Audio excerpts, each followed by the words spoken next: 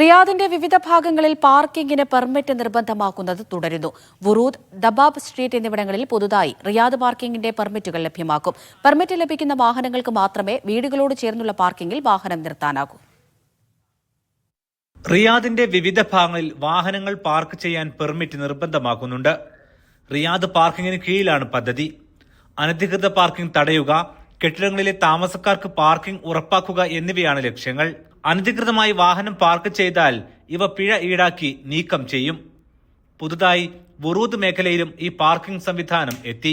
National address രജിസ്ട്രേഷനുള്ള താമസക്കാർക്ക് വാഹന നമ്പറും സന്ദർശകരുടെ വാഹന നമ്പറുമെല്ലാം ഇതിൽ രജിസ്റ്റർ ചെയ്തിടാം.